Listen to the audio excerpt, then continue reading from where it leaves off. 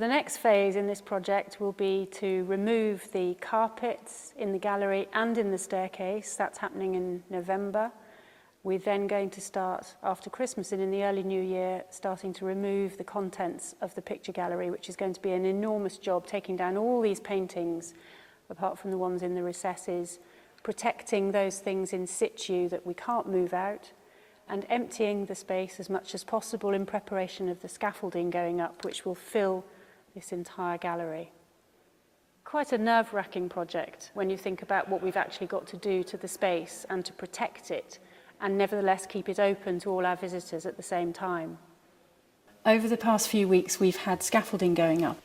The structure is really exciting because it now means that for the first time we're able to get up at high level inside the spaces and really look at close quarters at the decorative elements, the plasterwork, the gilding, the paint, the glazing, what they need in conservation, in cleaning, in repair, and just trying to understand what's happening up here in terms of the different materials and the decorative evolution.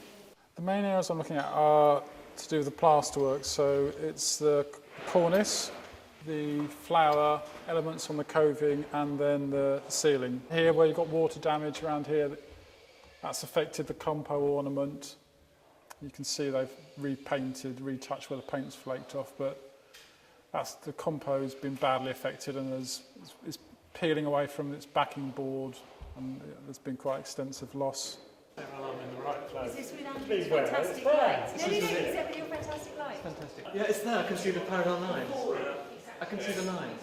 So what we think we've found on the ceiling is this decorative border, which is effectively breaking the ceiling up into 3 sections. And this is Lady Hester Leake's watercolour that we think was painted in the 1840s, 1850s. And she's pretty accurate in terms of the contents of the gallery. But what we wanted to do was look up on the ceiling to see if we could find evidence of any other decoration. And this is a clue because she's painted it. And lo and behold, we seem to be finding evidence of that going across there. And then logically, at this end of the ceiling, you'd expect to find the same thing. So you've got 1, 2, 3 rectangles. It looks like originally there was a rectangular compartment here, a small one, and then a large one towards the centre of the ceiling, and then another smaller one at the far end. I found something. I found something. IN 1808. IN. John Nash? Is it a Oh, J? wouldn't it? If it was I found IN 1808. It can't be a J, can it? Oh, my goodness. I mean, it looks right, doesn't it? It's got enough dust on it. Yeah. Well, I was just thinking while I was over there, actually, what would be absolutely brilliant is when you get up high level, you do sometimes find signatures, don't you, or dates, or just little clues. And then we just walked over here to this corner on the top of the Capitol, and there are 2 incised capital letters, IN, or it could be JN, and the date 1808. So 1808, by then the gallery's finished and they're already hanging pictures. And whoever it is, that's incredibly exciting just to find letters and a date. But if it is Nash,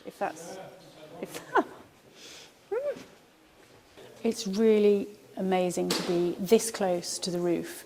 It's revealing itself to be actually a really fragile structure.